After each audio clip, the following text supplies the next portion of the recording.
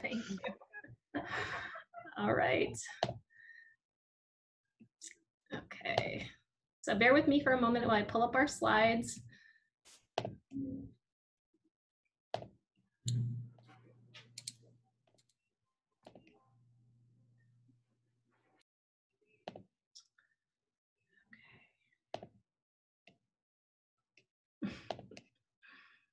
Sorry, everybody. Getting too many windows at once here.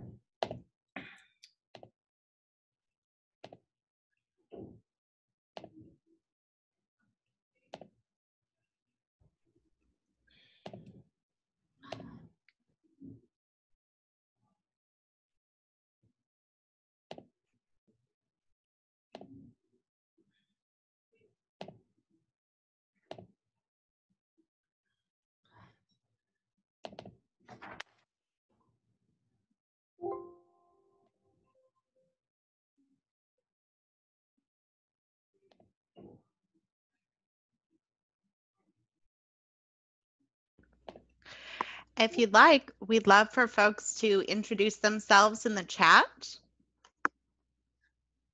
You can put your name, organization, and your role in the organization.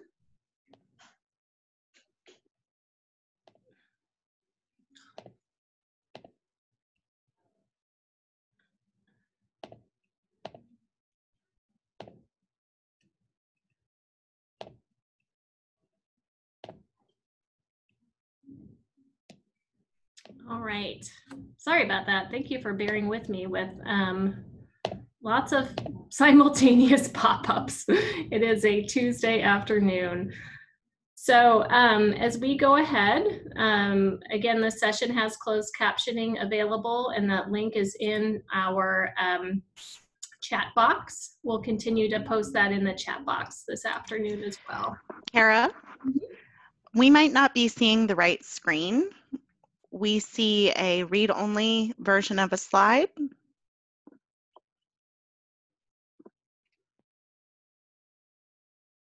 Great. All right.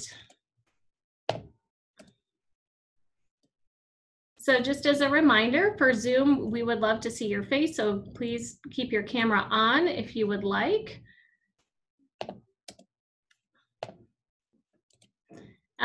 Please make sure you're muted while you're not speaking. And then you can use the chat box, you can do a hand raise, you can clap, you can thumbs up, anything that you would like to do.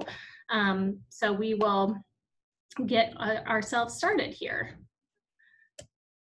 Again, this is the fiscal training for community-based organizations working with the Public Health Division at the Oregon Health Authority. And what we're going to be talking about today, we're going to be going through our funding overview and our timelines. We're going to walk through each of our budget documents, and just for reference, all of the budget documents that we are going to be talking about today are posted on our website, which is www.healthoregon.org/community engagement. And this is just a screenshot of our website. So all of the things that we'll be talking about are here in 1 through 6. The budget guidance, the budget template, the invoice templates, your expenditure report. So just to get started, the way that we structured this funding award is that when you applied for funding, you applied for a specific scope of work and funding to go with that scope of work. In your grant agreement and prior to that, in the funding announcement that we provided you, we did include your first quarter's award. And so that is the amount that when we get to the first quarter invoice template, you will invoice us in full. So essentially we asked you for your first 3 months worth of works budget, and then that's what we will pay you up front for. And that will be essentially designed to cover your cost from July 1 through September 30th. However, if you do not expend your full first quarter's award, you can carry that into the second quarter to spend by December 30th. We will also be working with you in the coming weeks to give you your second quarter's award, which again, you will be able to invoice us for in full upfront.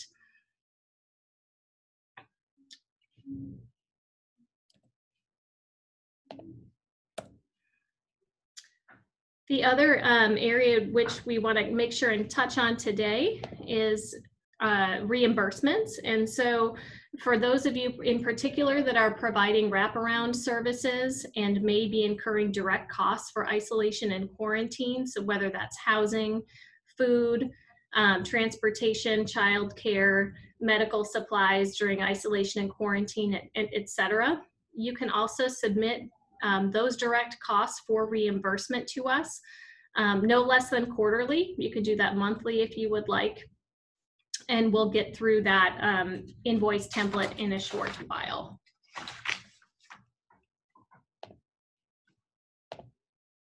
So again, the funding for the first 6 months of your grant agreement is using the Federal CARES Act funding.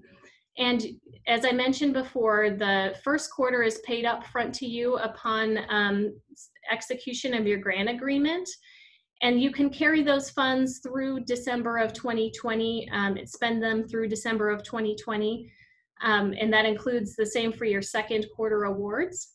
However, if you have any unspent funds by December 30th, they cannot be carried past that date, and they would need to be returned to OHA by January 31st. After December, we do have funding allocated specifically for the contact tracing scope of work.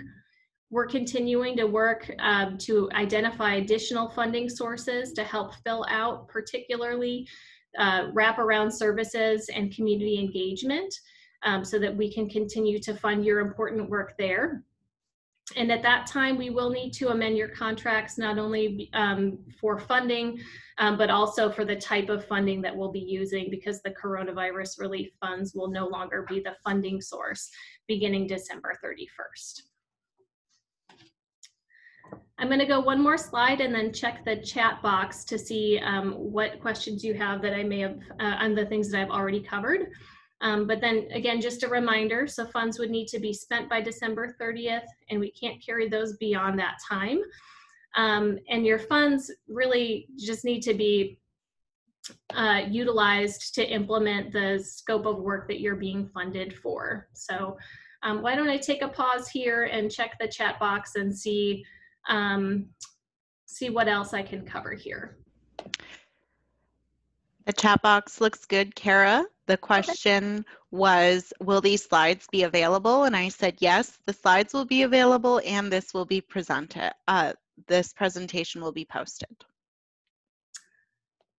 Thanks, Jamila. I believe the slides are already posted on the website as well. So please feel free to check those out. They're with the training materials. There are some questions. Data sent in and work has begun, but I haven't seen an executed grant agreement. Still coming? Yes.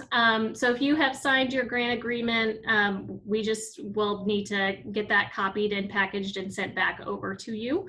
In the meantime, you can be preparing that first quarter invoice that we will be going through in a couple of minutes. If participating in 2 different programs, would that be 2 separate invoices? No, it's one invoice for all of your work.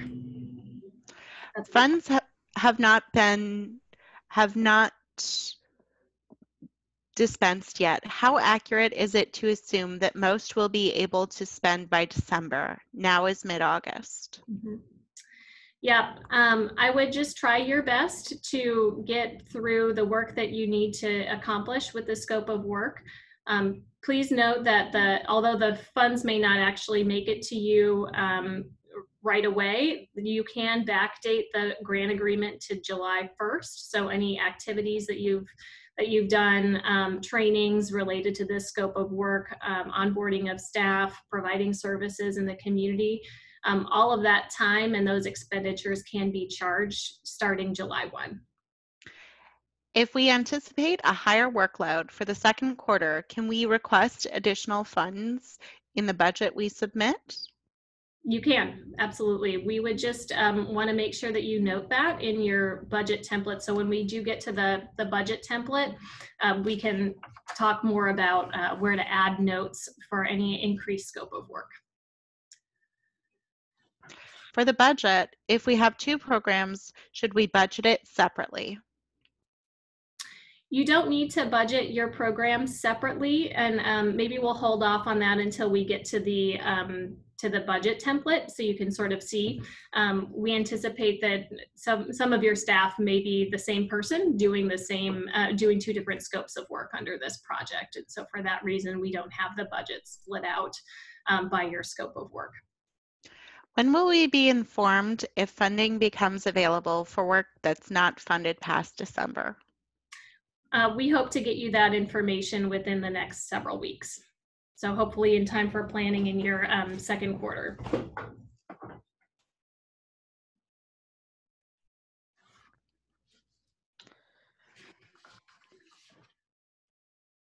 Why don't we go ahead and move on, because I think we do want to make sure that we have plenty of time to go through all of the forms that are included on our website and answer any specific questions.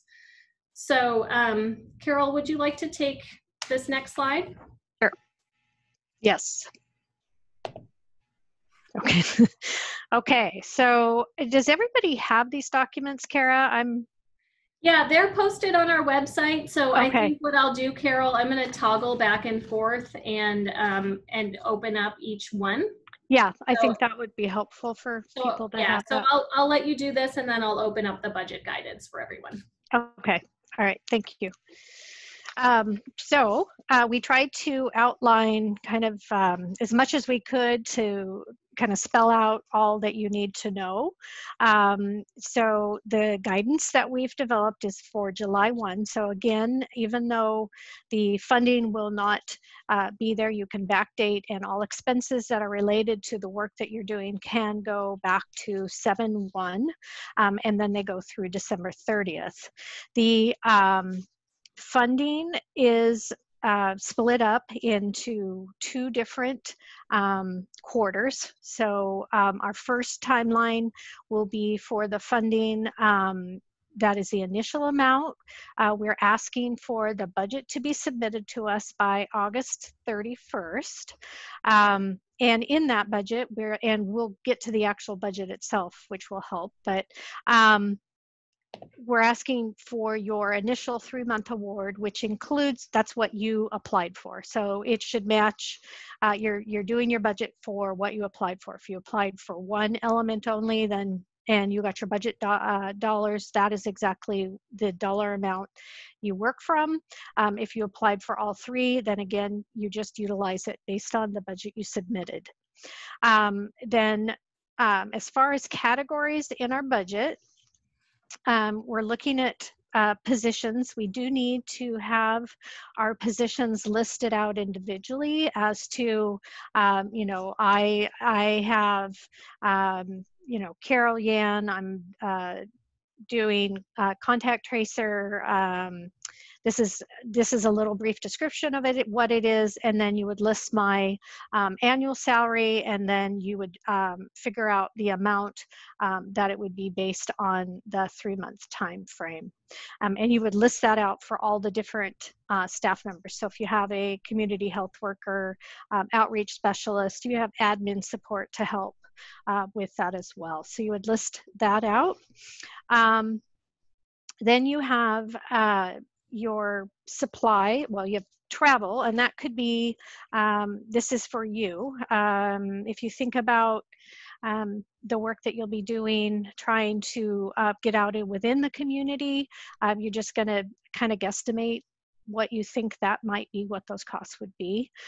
Your startup costs, this is a one-time, so you'll have it only in the first quarter, and all CBOs received, it's $5,265.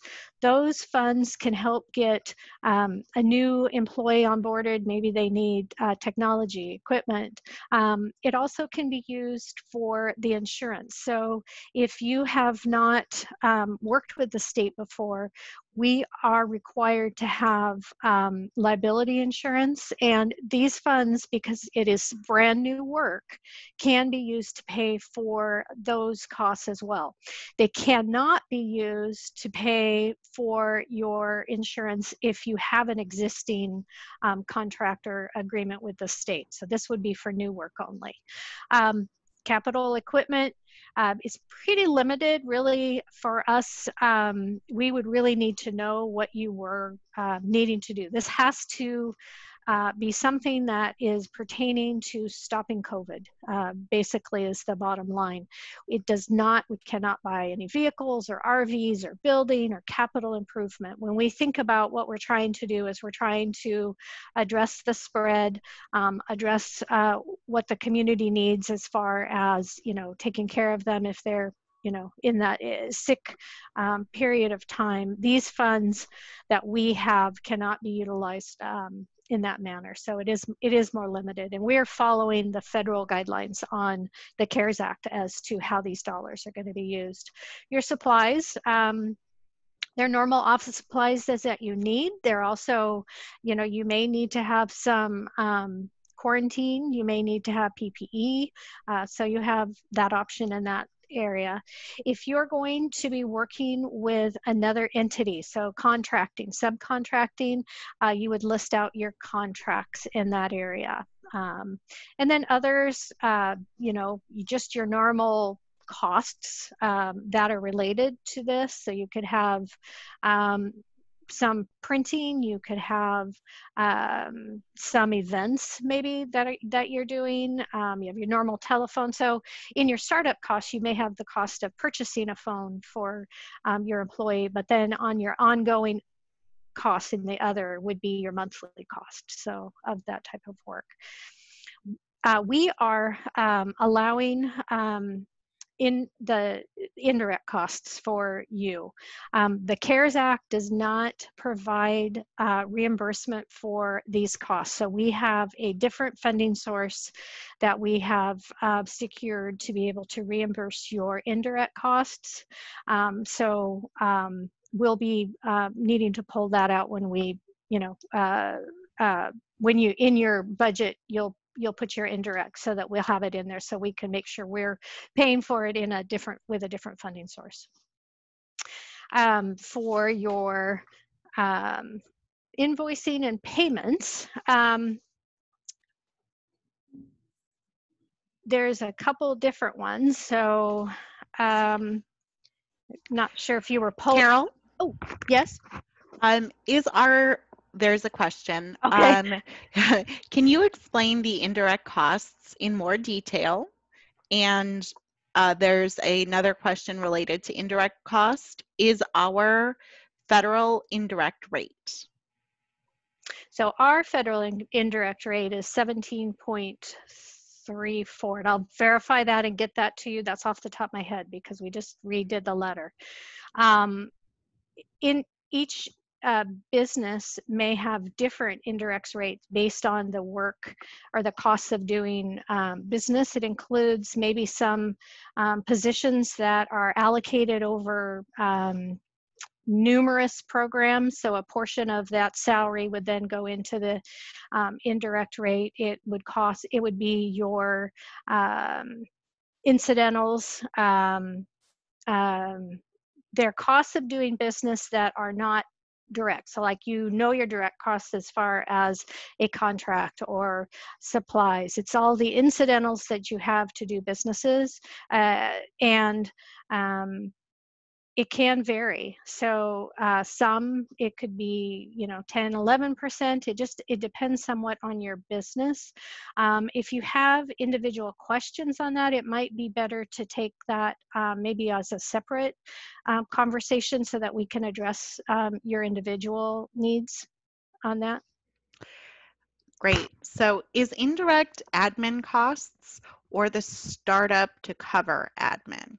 It's the admin costs. The startup is the cost of getting the program going. So that is the computers, the phones, the thing. You may have to set someone up in a workstation, and they're all things that were not there before.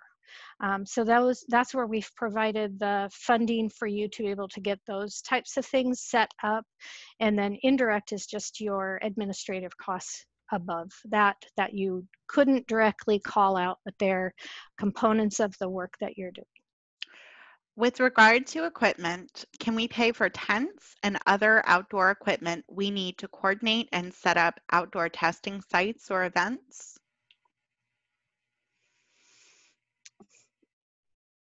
As long as it is tied to testing, I would say that would be an allowable expense. We would not be able to set up a bunch of tents if it was for something beyond, like, trying to provide any kind of shelter, because the funds are not for that. It's only for that quarantine time. But if it was for testing, setting up like something so that you had maybe privacy as you were providing that test. I've seen mobile areas that do more of like a tarp or a canvas overhead, but I believe that would be acceptable. Next question. In the C column, percent FTE based on 12 months. Would that be 25% based on the fact that it is a quarter for our fiscal year? Yes. Yeah. Okay. So they're broken out into quarters. Mm-hmm. If we do not use all startup monies, can it carry over into quarterly work? It cannot be used for anything other than the startup costs. So it wouldn't, it could transfer over. Let's say you're bringing someone on, and I'll use the example that somebody said earlier. If you're maybe going to ramp up, and as you're into this, the second quarter, you may be bringing somebody else on. Then if you didn't use all those startup costs for getting someone set up, you could use those funds for that, but they would not roll over into like if it was quarantine or isolation, or it has to stay within its category. But you certainly could do it beyond the first quarter.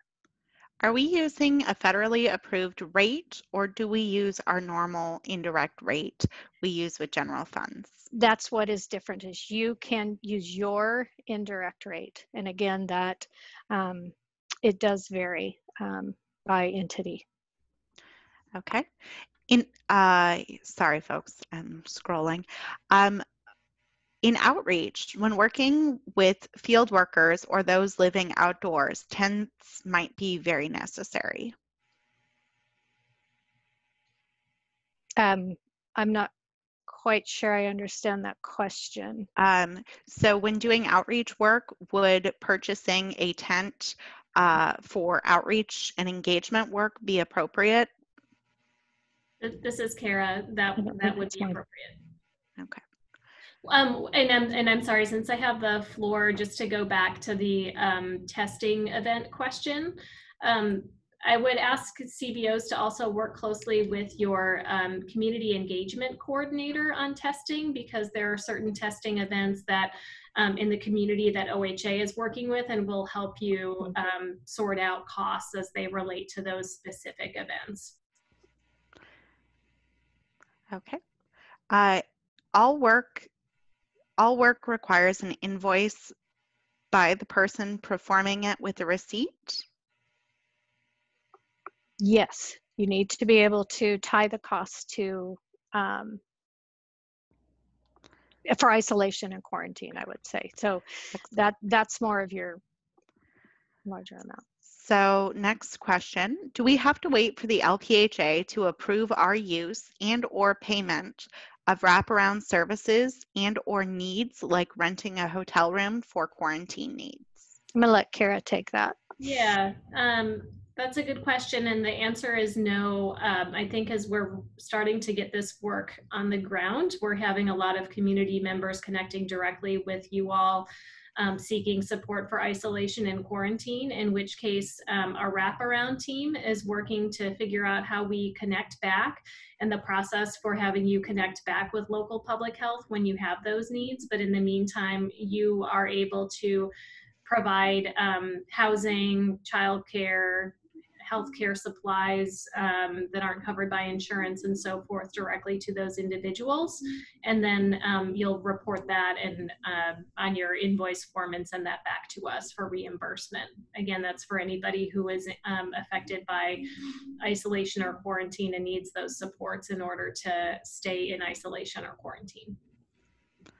And if we have to ramp up supplies for printing, like printer ink, is this something we can consider for startup? Even though we already have a printer, we would just be using it a lot more. Yes. Mm-hmm. If startup costs are not enough, can we use the supplies budget line? Yes. We were sent an email asking if we can offer our site for testing, and we responded that we could. What's the status? We haven't heard back with a follow-up. I would suggest that you follow back up with your community engagement coordinator, and then we'll make sure that you get appropriately linked up and responded to. Half of our team are volunteers. What dollar amount are you allowing for their work/contribution? That's a great question. So they're volunteering and we're not paying them. I would say if there is a stipend that yeah. organization uses, then you should use that stipend. To me, it's kind of like the salaries for staff. Those are going to differ from organization to organization. And so you should follow whatever your organization customarily does for compensating volunteers or staff. This may have been addressed before, and I may have missed it. If the startup money is not enough to cover all that is needed for getting the program going, do we request more for startup cost, or do we use funds from other categories within the budget? The startup costs are a one-time, and that's the dollar amount of the startup cost. If you had additional costs, you would need to take that from other categories, like your supply budget. If we don't have an indirect rate established for our organization, is there a default rate that we can use? If you don't have one, then you don't have to add one. So that's part of it. That, you know, if you're covering your costs without the indirect rate, then you don't need to add that to it.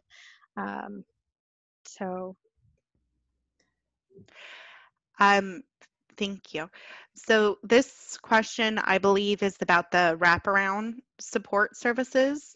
The reimbursement amount is above and beyond the contract amount. Correct. And are receipts required at the time of invoicing or only under audit?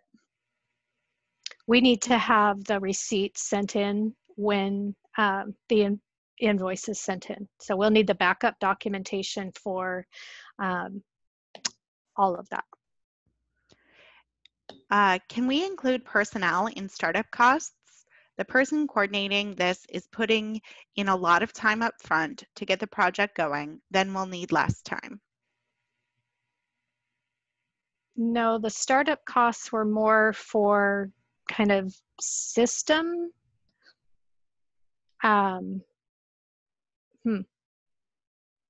All of these are questions that, you know, individually you have to kind of think through. They're, you know, there's not like a set I'd like to get back to that one, if you wouldn't mind, and we could maybe follow up, Jamila, with that person so that we know. I'd like to do a little more research on that. That isn't how it was set up, so I need to kind of research the guidance and make sure that that would be allowable. We have lots of volunteers. If we need to purchase meals for them for an event service, does it belong in the supplies category? Yeah, that's fine. Or you can create a category for that if you want, but it would be, you know, supplies or yeah, or other, and then you would just have that as an event meals. And when listing supplies on the budget template, do we need to list broken down details as shown on the template? No. That's just an example of some, but yeah, no. Is there an acceptable rate for wraparound translation service support, price per word, or are we able to use our own rate? I do not know of a rate that is set. So if you are utilizing one now, then I would utilize what is specifically set. The new value of volunteer time by the independent sector in partnership with the Do Good Institute is $27.20 per hour. As our organization has not given cash stipends to church volunteers before, can we use this dollar amount? I think as long as you are itemizing it and keeping track of that dollar amount and what you're paying that person, and then reporting it back, if those are the people doing the work, yeah. Is there a limit for reimbursements? I believe this is about the wraparound support services.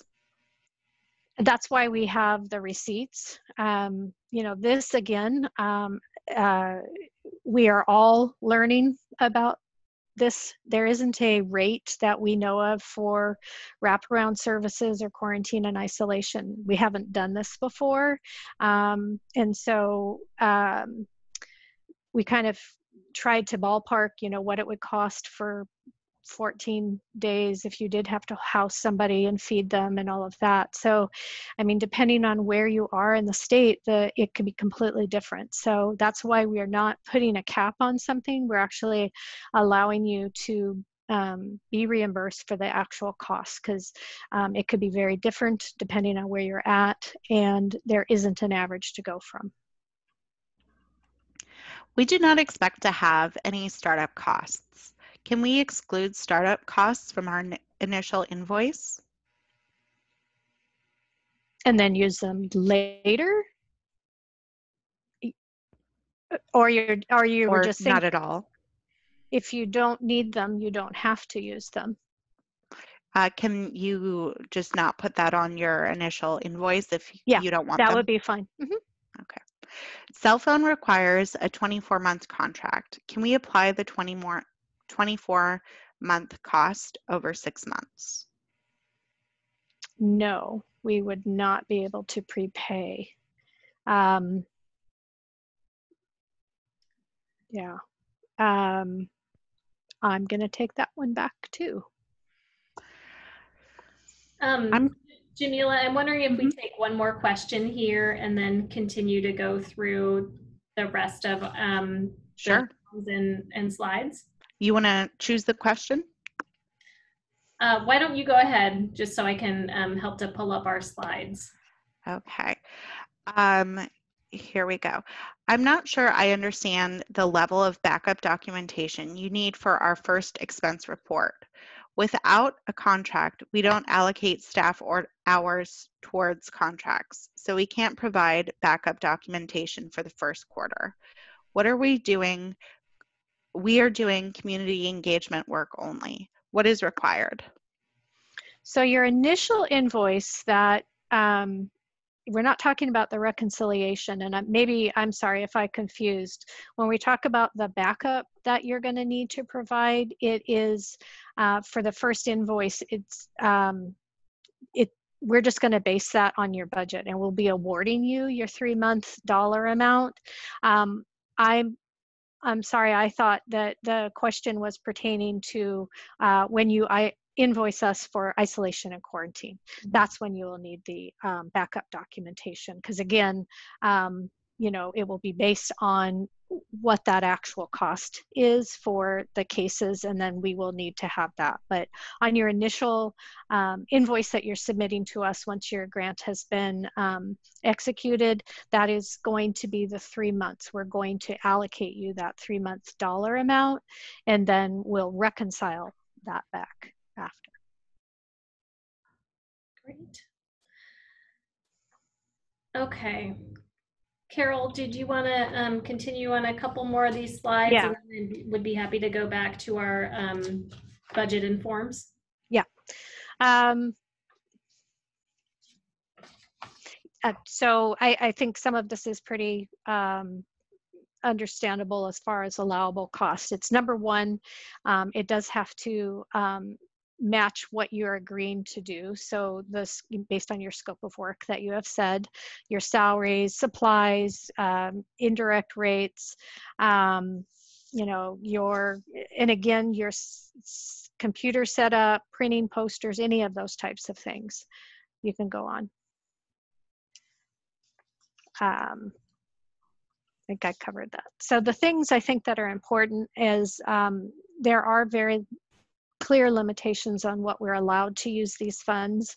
And again, I had stated that earlier, vehicles, you cannot buy a vehicle. If you do need to rent a vehicle for somebody during a time frame, you can do that, but you cannot buy a vehicle outright. And that would be a rental during that maybe 14-day period.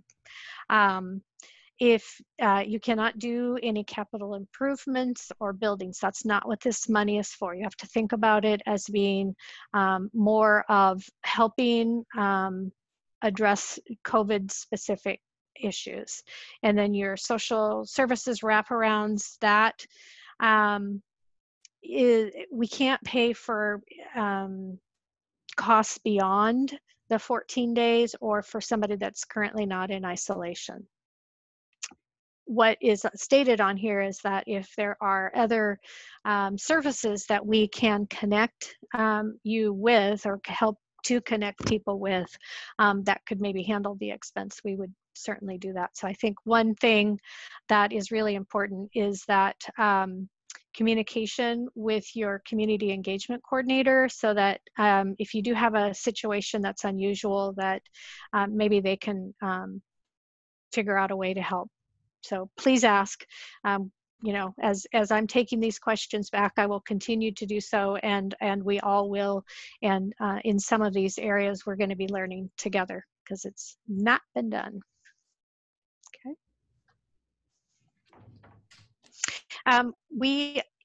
When we're talking about reallocating your budget, so when you submit your budget, you're going to put, you know, 10,000 in this line, and this is personnel, and then you're going to put some in travel, and you're going to put some in supplies and maybe contractual, and then as you're working, you realize that, oh dear, I really am not spending the dollars in this category that I thought I will be spending a lot more, maybe in the personnel, maybe I need to bring somebody in. You can make that budget adjustment yourself as long as it's under 25%. You do not need to resubmit a budget for that. You can make those decisions. If you do need to make a change to your budget that's higher than 25%, then you'll work with your community engagement coordinator, and then we'll have you resubmit a budget document and revise it so that we are accurately reflecting what the work is that you need to do.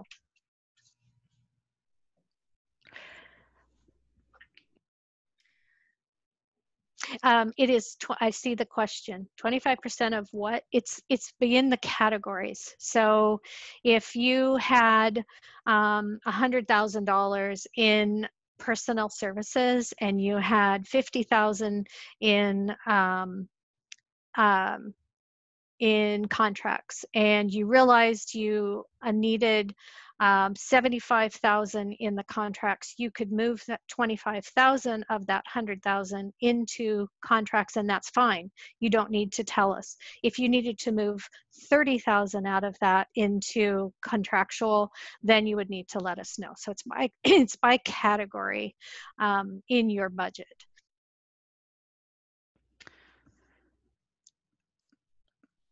Okay.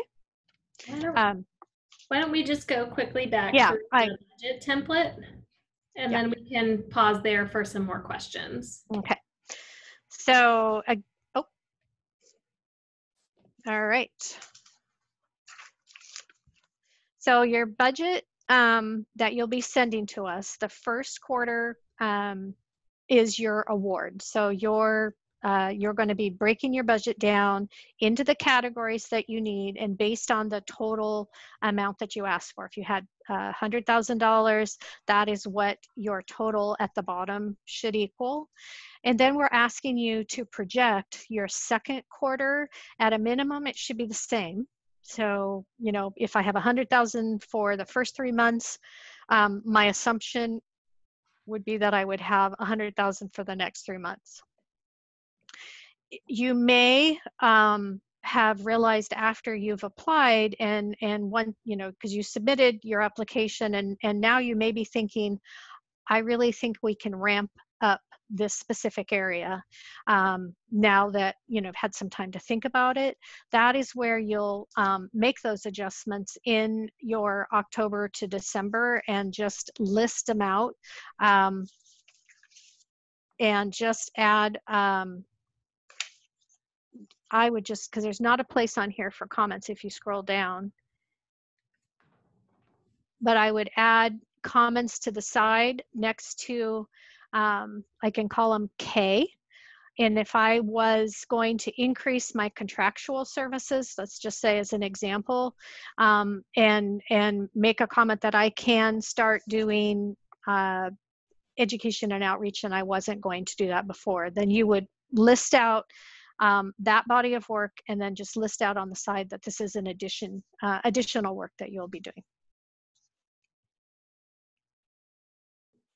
So you'll just kind of break it out, and these are all examples of, you know, your positions. We do need them individually, so you can just add, you know, continue to add lines, but you need to list out the different positions that you would have. And then, you know, your continue down, travel. Again, that is just based on, you know, what kind of trips that you would be needing to take. And startup costs, that again is that specific dollar amount, and it says does not apply for second quarter. That means you can't request that those additional funds. So the funds for the second quarter would be you know, that much less, but it again doesn't mean you have to spend it all in that first quarter. So if you did need to carry that forward, you certainly can. And then you would list out your contracts, and you just continue down. I'm using my mouse to try to make this go. It's not doing it. And then there you go. And so he does want you to use the salaries. You base it on a full-time equivalent as a total amount, and then list out, if it's a 0.8, then list out the annual salary. That would be up above. And then can you scroll down a little more?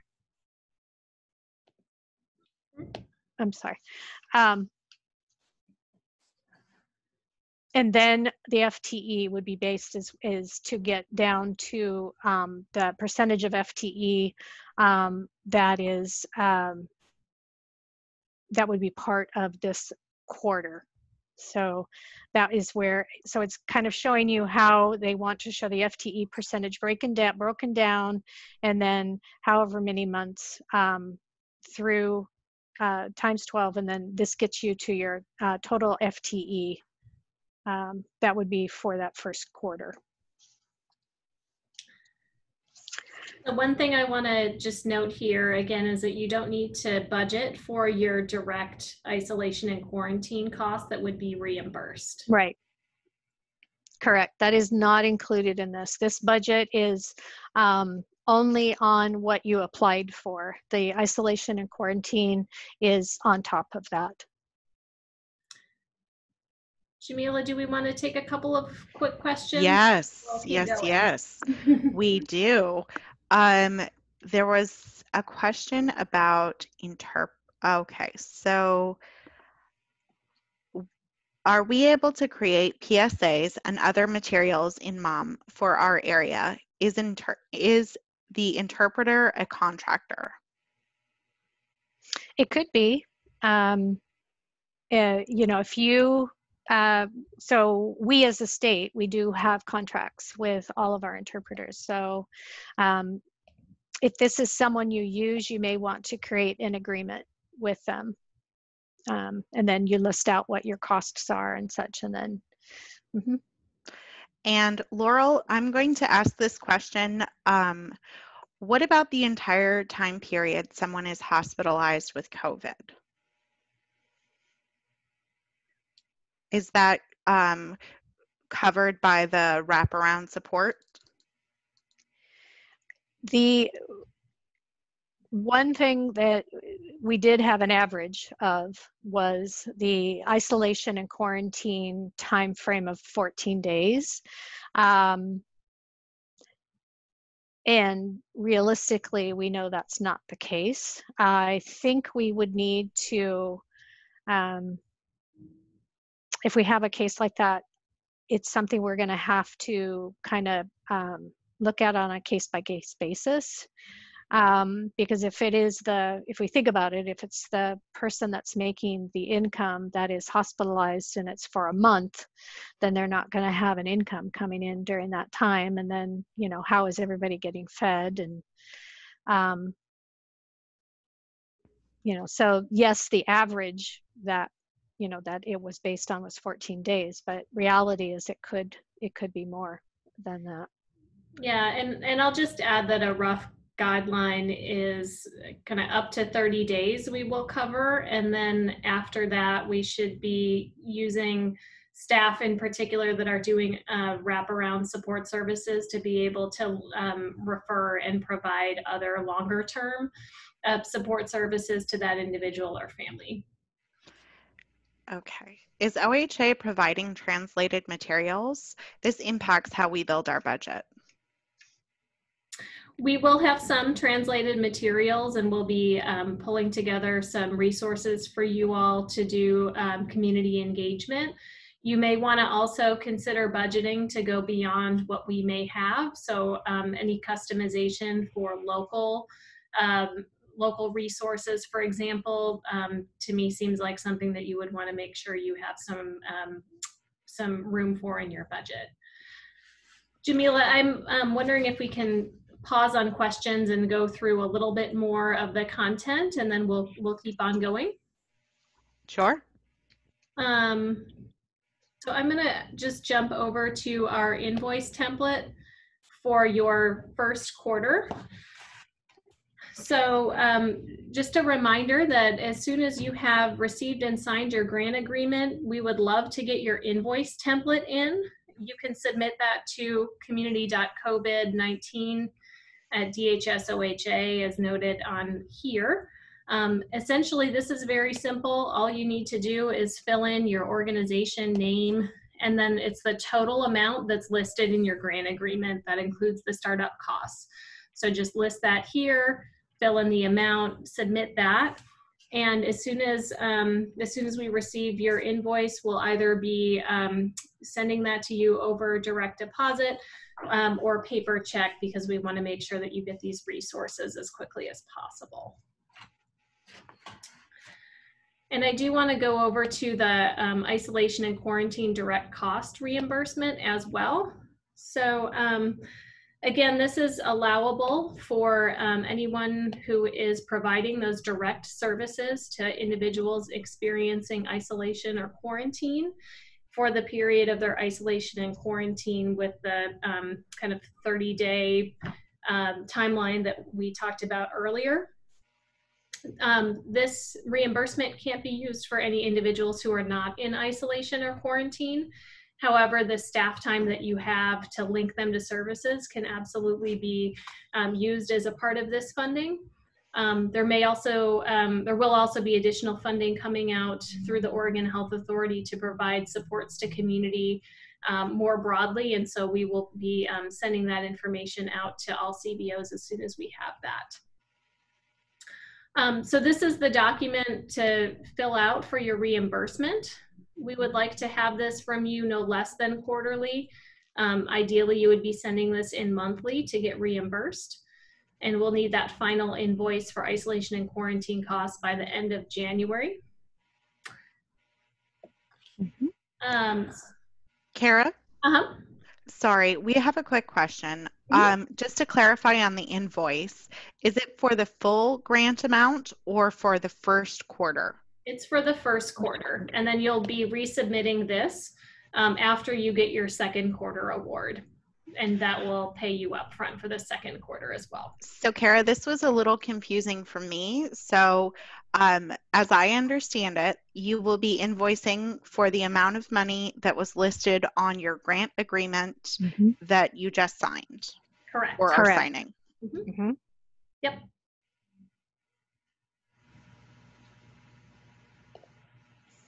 Okay, so just going back to the reimbursement form, this is a summary. So for each category, you would be able to total up how much you're invoicing for each of these areas, and that will sum up for you.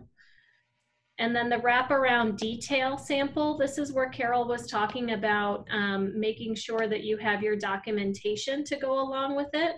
So again, here we're looking at who specifically were your vendors, what dates services were provided, for how much money, what you purchased, and then we have a random person ID. We do not want anything identifying, but we would like to be able to know what the costs are for an individual person. As Carol mentioned, we don't know how much this is going to be costing as we do this work in community. And so, for example, I would maybe be keeping on the back end person 23, I have paid for 2 weeks of housing, 2 weeks of grocery delivery, 2 weeks of transportation and childcare and so forth. So I would know for person 23 what those costs are, but OHA does not want to have any identifying information listed here. No social security number, TIN number, driver's license, birth date, anything there.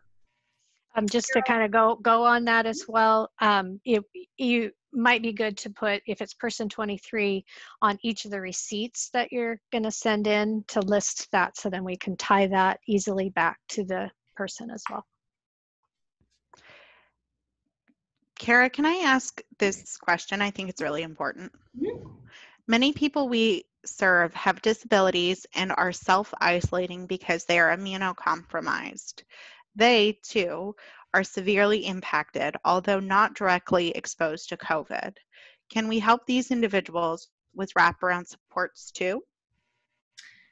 So again, the direct cost reimbursement is for somebody who needs to be in isolation or quarantine because they're either a close contact of a case or they are a COVID positive case. The staff that you have doing this work, particularly around social service and wraparound costs, should absolutely be able to help those individuals who may not directly be in a medically required isolation or quarantine, but do need linkage to services, in which case we're doing a lot of work to help you be able to access other safety net services that are available. I want to take a pause and just make sure that we do show you the expenditure report as well. So Carol, if you don't mind walking us through the expenditure report. Can you click on the other first tab? Nope. Yep. Yeah. There we go. Okay.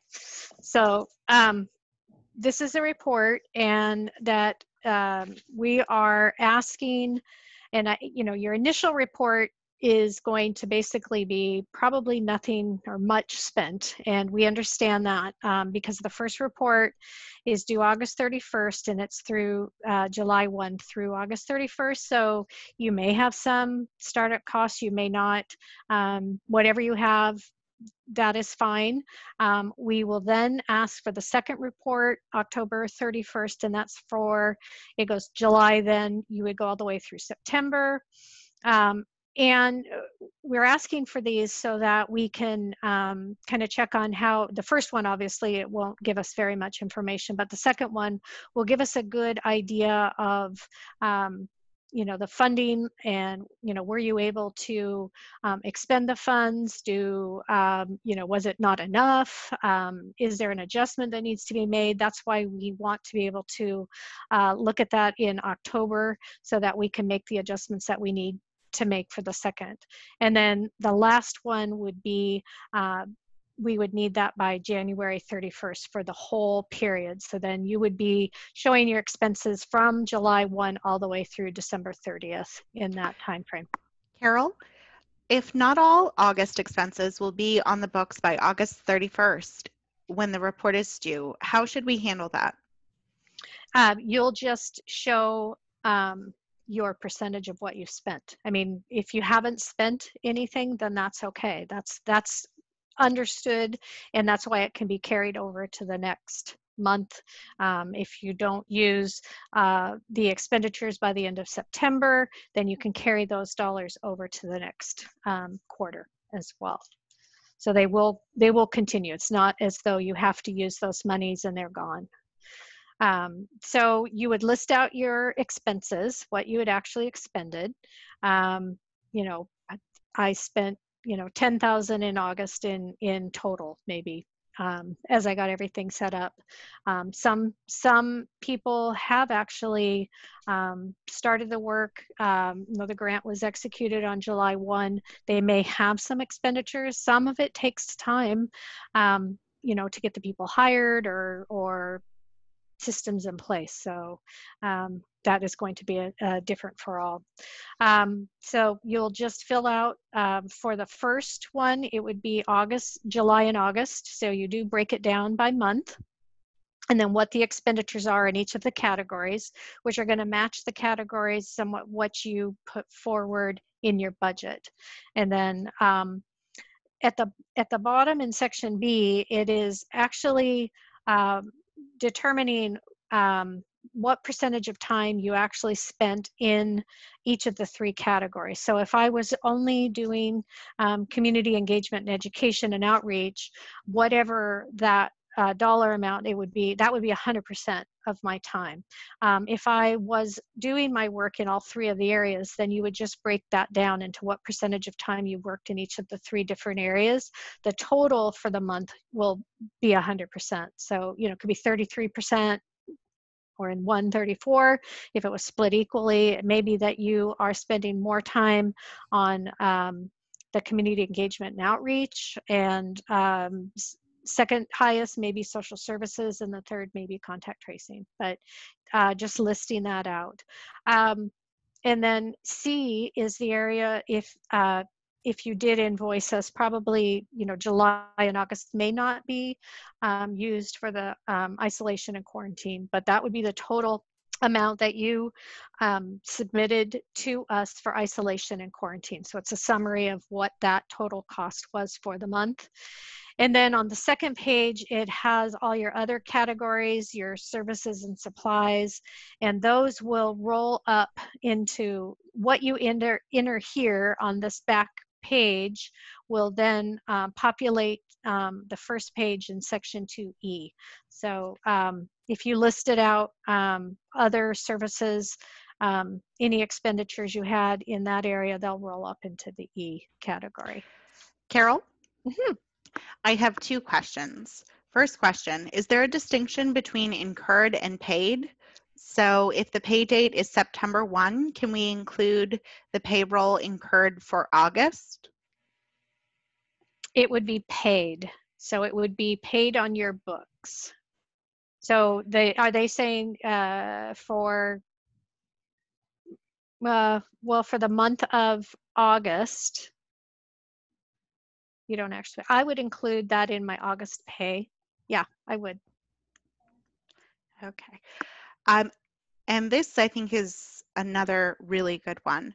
Most of the funding will be paying for staff. Is that mostly okay? Is that okay? They were included in the initial ask for the grant. Yes. Yes. I mean, in many of these cases, it's going to be, you know, the personnel that are out doing the work. So certainly.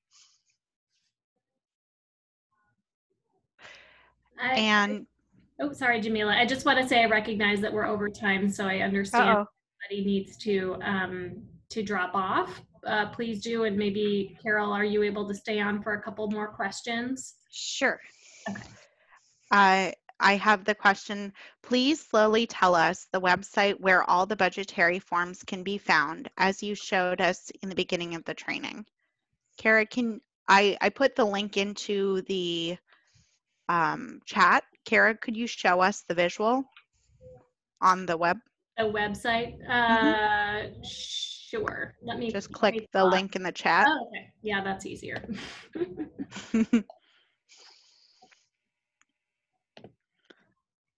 And while that's happening, when will we submit the expense reports? Do we need to submit receipts? You'll, when you submit them, you would submit your backup documentation. So, you know, your personnel services, what is the backup documentation, your total supplies, you would submit them with your actual invoices. What if paid staff only work on COVID-19 projects part of the day? Do you have a way of isolating that out? So for us, we have different codes that we use because we have the same thing. Some staff are just doing part-time work. And when they do that, we have a code that isolates that income out. So you would need to be able to isolate that or have maybe a spreadsheet or a tool that they could use to say, you know, I worked this amount of time on this day on these things, and then just take their salary and use that as your backup. Great. And when is the second quarter invoice due? After we receive the October 1 period, we will, October 31st, excuse me, we will send out the information for what you will be receiving for the for the rest of the time frame. And we were gonna, in some cases, I think we need to, you know, I think it'll be a little bit fluid if you have some people who are maybe expending their costs more. By the October 31st period, we should have a good sense of if you're able to expend the funds, and then we would be sending out the second. And then you would submit your invoice at that time. So I know Lamar has raised a hand. So Lamar, do you want to ask your question? Oops, sorry.